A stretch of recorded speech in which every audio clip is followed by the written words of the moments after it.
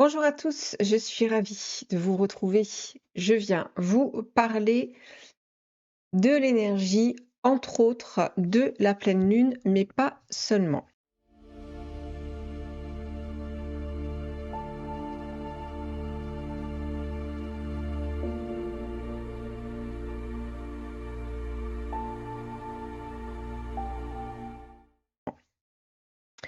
Effectivement, on va sur une pleine lune qui est une pleine lune on fire. C'est une pleine lune du feu de Dieu.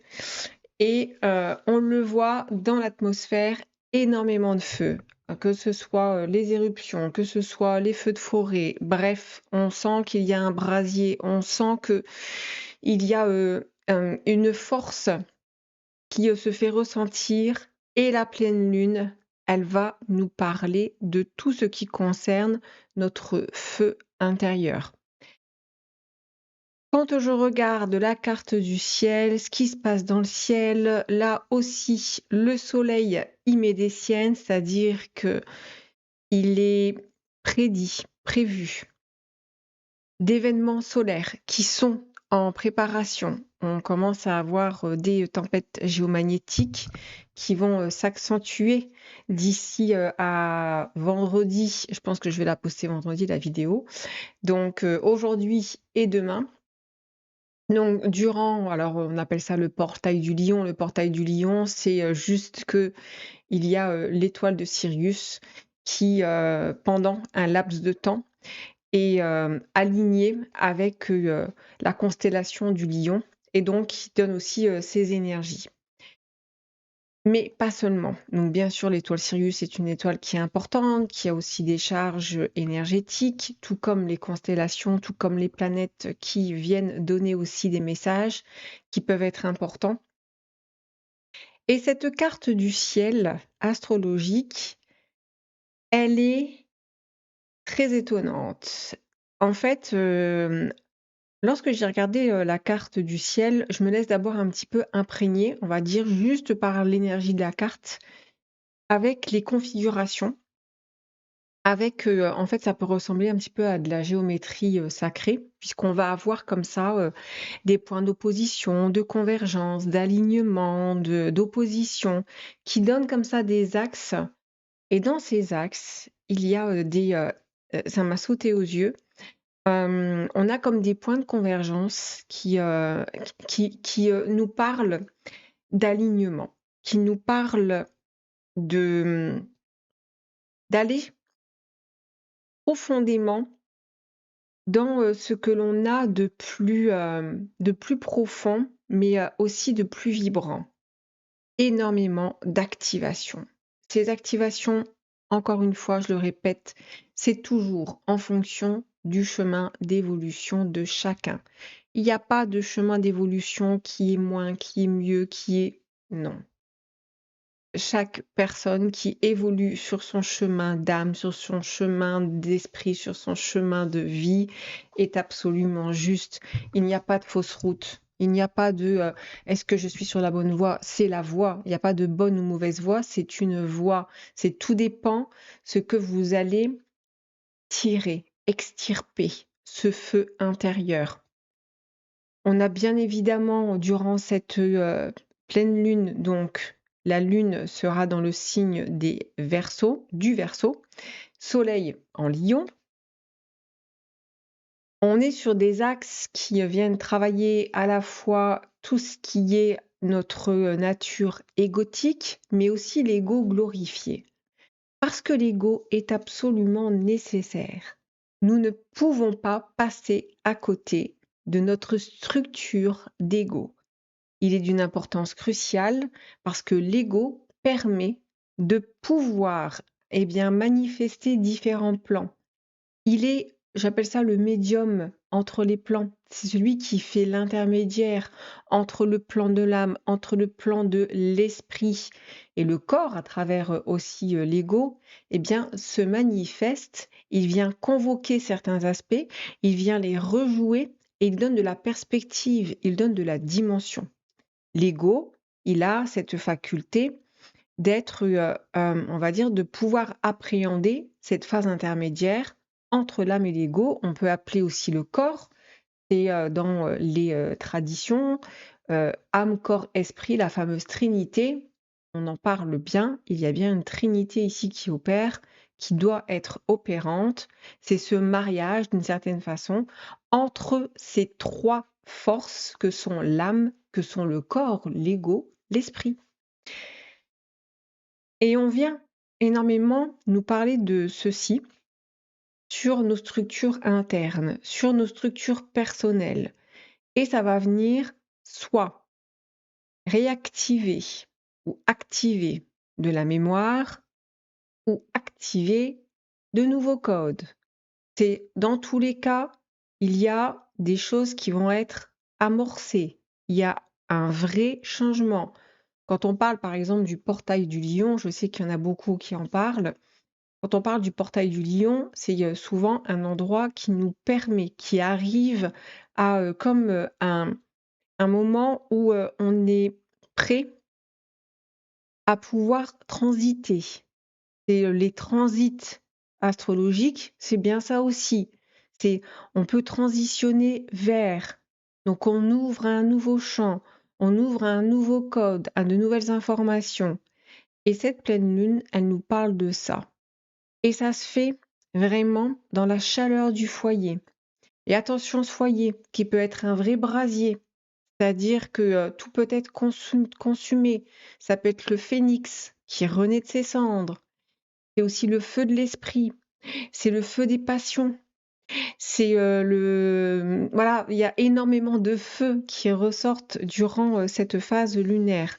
Parce que, bien évidemment, nous avons le soleil qui est en lion, signe de feu, mais pas seulement. Parce que on va avoir aussi beaucoup d'air qui va entrer en ligne de compte durant cette phase lunaire. En face, la Lune dans le signe du Verseau, signe d'air. On a Pluton qui est dans le signe du Verseau. Nous avons Mars qui est dans le signe de la Balance, donc signe de feu, qui va essayer de chercher certains conflits qui vont demander d'être tranchés. Balance, Mars. Ça peut être aussi essayer de trouver des conciliations, des réconciliations qui ne seront peut-être pas possibles. C'est des négociations qui ne peuvent comme pas trouver de terrain d'entente. Ça peut être compliqué. Il y a une part qui peut être très atténuée ou qui peut justement revendiquer beaucoup de colère aussi qui peuvent remonter durant cette phase lunaire. La colère, c'est le feu. On le voit quand on est rouge de colère. Eh bien, c'est le feu qui monte comme ça, c'est tout d'un coup, ça remonte des profondeurs. La colère, elle vient se manifeste, c'est une force de très juste, la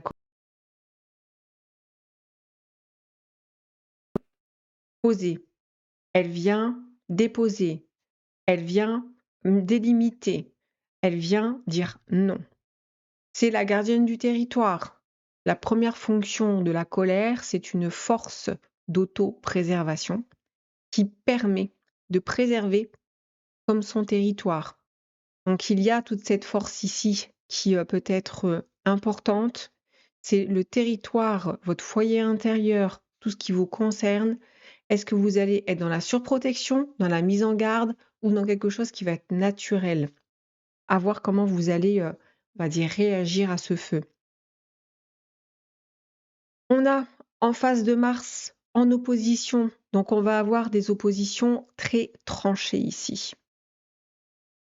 On a en face de Mars Saturne, Neptune, toujours conjoint, rétrograde, j'en ai parlé dans une des vidéos, je vous laisse aller voir, rétrograde, en opposition dans le signe du Bélier. Donc on a la force de Mars dans l'air en face, on a le feu Bélier avec Saturne et Neptune qui sont en opposition. Cette rétrogradation dans le signe du Bélier, dans cette opposition, ça peut être justement des hésitations. Ça peut être, il va falloir que je réfléchisse aux décisions que je veux prendre. Il y a aussi toute la structure de l'identité, parce qu'on est dans le je suis. le signe du Bélier, le premier signe, c'est le signe qui va émerger, qui est le premier signe de feu, qui marque ici comme l'identité, c'est le je suis.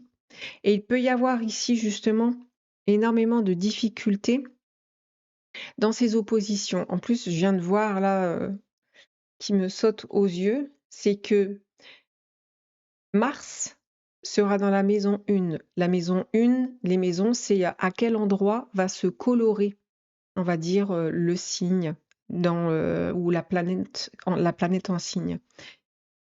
Là, Mars, qui est dans le signe de la Balance, se trouve normalement dans la maison 7, si tout est aligné, on va dire. Là, il se trouve dans la maison 1, Mars, en opposition Bélier, qui est lui dans la maison 7. Donc on voit bien qu'il y a un jeu d'opposition avec l'autre. L'autre, c'est qu'est-ce qui va se jouer ici dans votre structure, ce que vous aurez besoin comme avoir en face de l'autre qui peut vous être renvoyé. On a un beau jeu de miroir ici. Ça peut beaucoup jouer dans le relationnel, mais aussi dans ce que vous aurez besoin de travailler sur vous, en vous, sur votre processus d'individuation. C'est pas l'individualisme, le processus d'individuation, c'est aller comme récupérer son identité, sauf que l'identité, on ne la connaît pas. Et au départ, on fonctionne avec les personnages, les personnalités, tous, tous, autant que nous sommes ici incarnés sur cette terre, quand nous advenons à travers le regard de nos parents, de notre mère en premier, puis du père, puis ça va être des proches, ça va être de l'école, c'est aussi le rang social, la société, le regard, vous voyez, c'est tout ce qui va être renvoyé va construire comme des personnages, les personas, les personnalités, jusqu'au moment où lorsqu'on enlève en fait ces costumes, pas facile, parce qu'il y a il y a une perte presque identitaire ici, une perte de repères, jusqu'au moment où, lorsque on a suffisamment perdu, on se rend compte qu'on n'est plus en quête identitaire, on est juste dans le je suis. Je vous parle de ça parce que, on a de ça ici, ce fameux «je suis». Qu'est-ce que c'est? Est-ce qu'il faut, le nommer? Qui je suis? C'est des questions qui peuvent être, ici posées, et déposées avec toutes les, failles dites narcissiques. On a également Uranus, Gémeaux, signe d'air. Énormément de, planètes qui seront, dans, les débuts de signes. C'est-à-dire que Mars est au 1er degré de la Balance. On a Saturne et Neptune au 1er degré du Bélier, en rétrogradation. On a Pluton et je pense que j'ai dit Uranus aussi au 1er degré. On a quelques degrés, ça va aussi jouer, hein, Mercure qui se trouve dans le signe du Lion rétrograde. Les rétrogradations, pour moi, c'est pas forcément, Mercure, c'est signe de retard, de livraison, de transport, difficulté à communiquer. Bien sûr que ça peut, mais pour moi, d'un côté, on va dire la face un petit peu plus, on va dire psychologique ou spirituelle, dans les rétrogradations, c'est les intégrations. Et on va intégrer ou réintégrer un enseignement, une leçon, une expérience. Parfois, on doit revenir dessus. C'est OK, j'ai expérimenté ça, c'est un apprentissage. J'ai expérimenté ça, ça c'est nouveau. OK, bah, je vais devoir le refaire jusqu'à ce que ce soit vraiment comme intégré dans mes cellules, dans la mémoire cellulaire, dans mes habitudes. Et on a de ça. Donc c'est vraiment en plus là le moment de, on va dire, bien revenir sur ce que vous avez intégré comme expérience de vie ou comme enseignement ou comme initiation pour commencer à créer, libérer et créer de nouvelles habitudes. Pas forcément, elles vont pas être tout de suite comme vous n'allez pas avoir le fruit de suite, mais c'est le moment de dire ok, là je fais un acte comme salvateur je m'engage dans quelque chose, je pose une pierre à l'édifice, je libère d'abord parce que il faut savoir faire le vide. C'est une pleine lune aussi qui peut demander ça, qui peut demander, mais en fait, lâche ce que tu n'as plus besoin. Si tu sens que tu n'as plus besoin de cette relation, si tu sens que tu arrives au bout d'un schéma, si tu sens que tu n'as plus besoin de telle chose, etc., mais que tu as plus peur de lâcher, bien regarde pourquoi tu as peur de lâcher.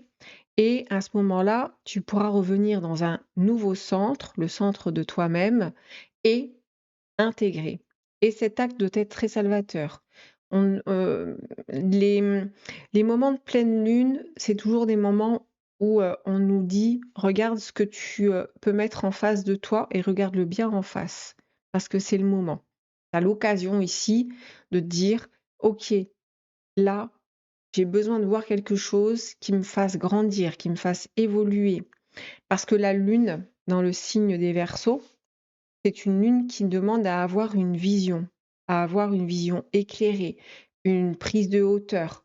C'est, je vois comme plus grand et plus haut. Ça sert un dessein qui est beaucoup plus élevé que ce que je crois. Ça sert un dessein qui est beaucoup plus, on va dire, spirituel. Il y a de l'enseignement, il y a, une révolution. Parce que évidemment, le signe du Verseau, il est dans une espèce de révolution, pas forcément toujours, révolutionnaire, anarchique, rebelle, mais dans les idées qui ont été formées avec, par exemple, l'énergie Gémeaux, qui est une énergie très versatile, multiple idées, super créatif, tac, tac, tac, ça va dans tous les sens. On ne cherche pas à canaliser ou c'est ça vient et on cherche pas trop. La balance, oui, elle veut commencer à dire ok, attends, attends, attends. Est-ce que cette idée-là, elle est juste, elle est bien? On va commencer à un petit peu à tempérer et à trouver un peu comme un centre et à chercher un équilibre, à concilier. Et puis Verseau est beaucoup plus dans ce que ça doit servir comme des plus grands dessins, vous voyez? Et on a de ça, c'est comme l'évolution de ce que vous avez vécu en tant qu'expérience, qui doit servir de plus grand dessin, qui doit servir quelque chose de beaucoup plus grand que les petits, on va dire, égos qui ont une blessure dite narcissique. C'est pas négatif la blessure narcissique parce que la blessure dite narcissique, il y a toujours une part qui va se sentir dans une forme de souffrance, qui va croire qu'il y a une défaillance, alors qu'en fait, dans tout ce que vous avez vécu, dans les expériences de votre vie, dans ce qu'on appelle les blessures, moi je les appelle plutôt des sentiments, parce on est régi pour moi par énormément de sentiments dans notre vie de tous les jours. Par exemple, quand vous vous levez le matin et que vous avez un sentiment d'incapacité, d'inutilité, un sentiment de toute impuissance, un sentiment d'abandon, un sentiment de ne pas être à la hauteur, un sentiment d'être, voyez, eh bien, en fait, tout ça, ça va construire d'une certaine façon votre énergie du jour. Et ces forces sentimentales, parfois elles peuvent être très lourdes parce que ça peut être vraiment, énormément de ces sentiments qui, sont très, conditionnants. Mais quand il y a, quand, votre âme, votre être s'est nourri d'un sentiment, souvent, et c'est ce que je montre aussi en séance, c'est qu'est-ce que ça a développé en vous? Parce que forcément, si exemple, on vous prive d'un sens, c'est pour que vous puissiez développer autre chose. C'est une loi.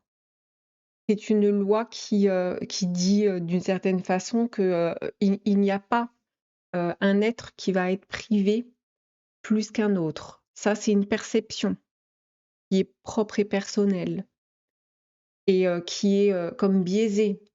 Sauf que justement, l'ego narcissique blessé, eh bien lui, il va croire à ce sentiment ou à cette blessure et va s'y accrocher. Il va dire: «Non, c'est pas possible, je suis nul.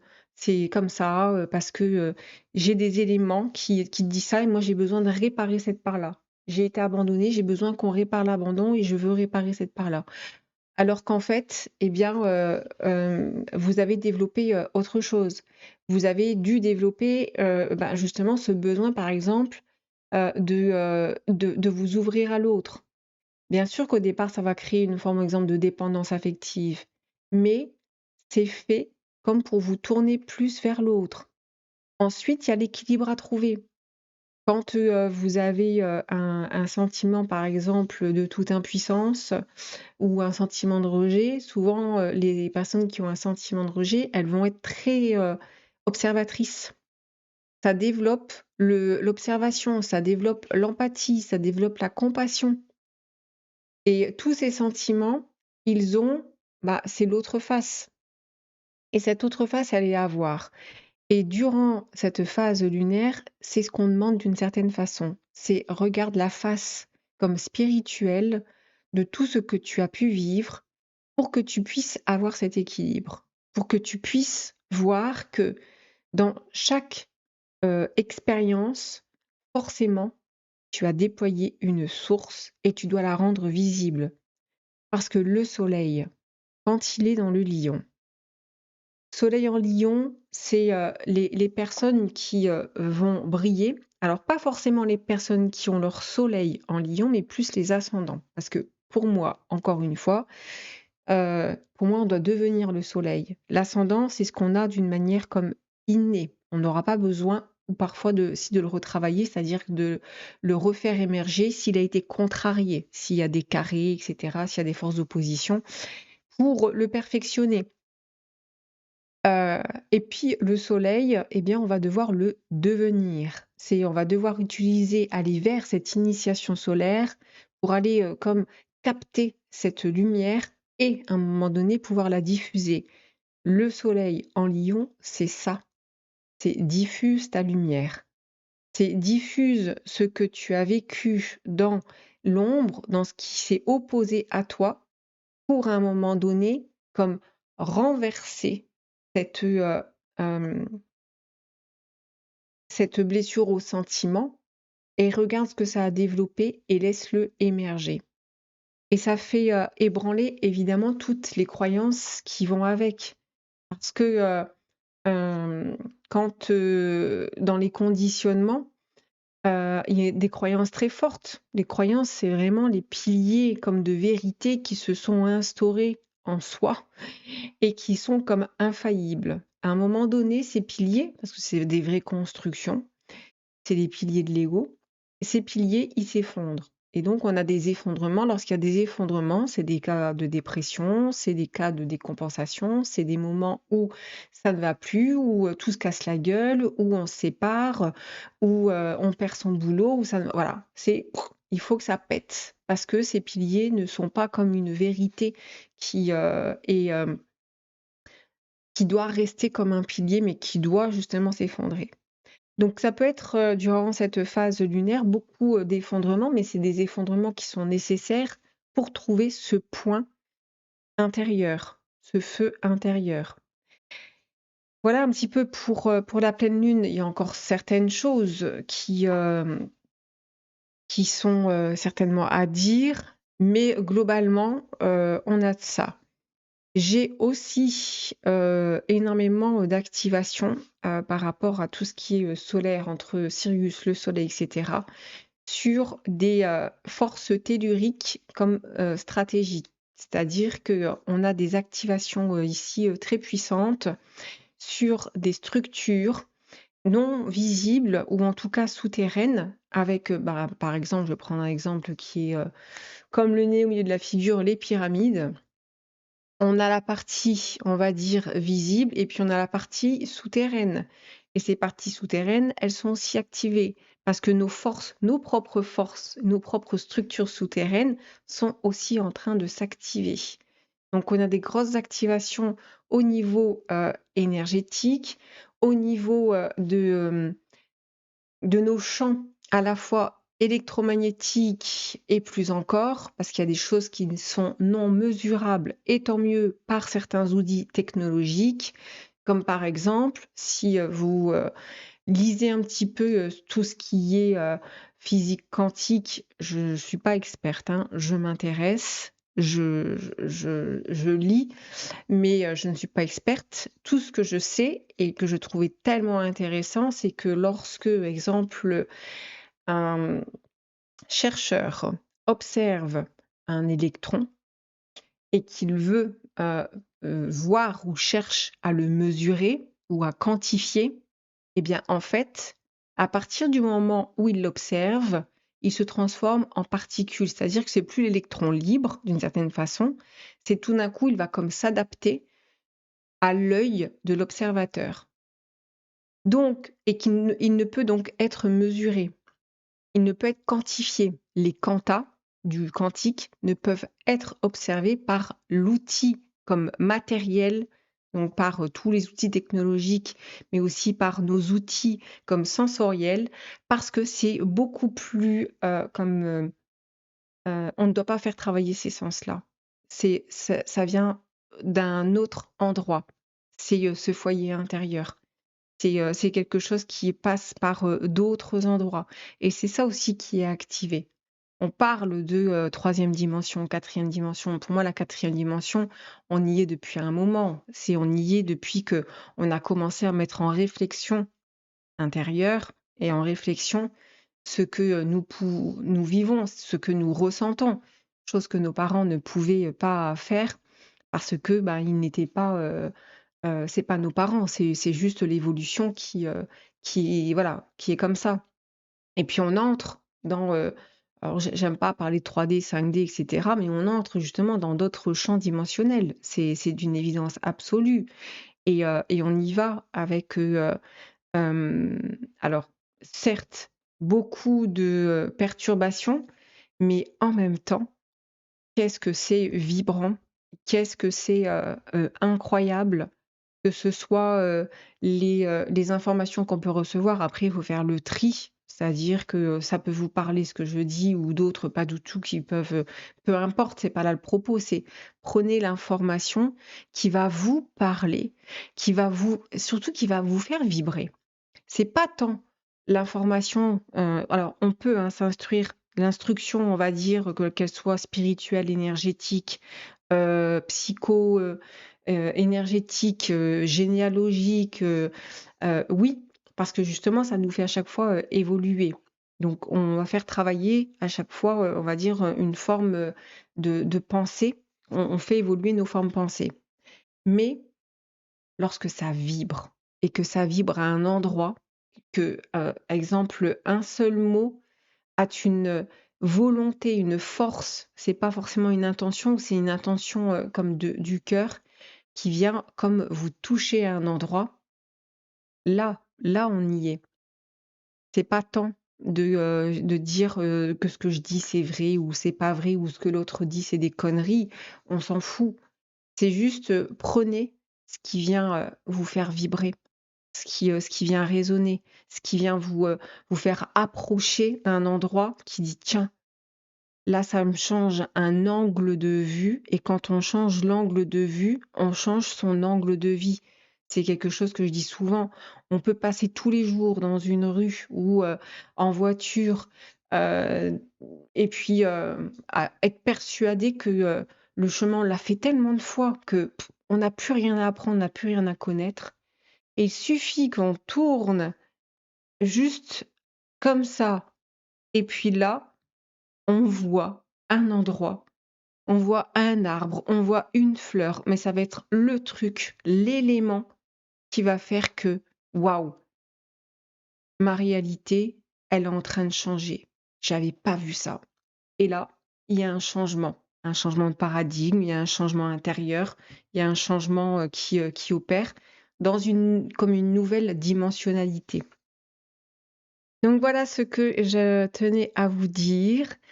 Prenez bien soin de vous. Alors important, hein, là en ce moment, je le répète et je le dis, vos corps énergétiques, prenez-en soin, prenez soin de votre corps physique, faites attention, à vous, que ce soit au niveau de vos pensées, quand vous avez, des choses qui, se répètent, qui vous enquiquinent et qui, peuvent vous bloquer, n'hésitez pas à pousser des portes, c'est vraiment le moment.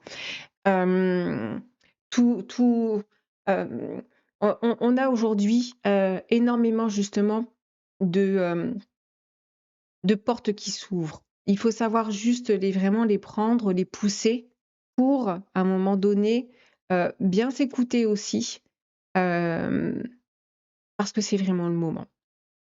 Donc je m'arrête là. Prenez bien soin de vous, à très bientôt, bye bye.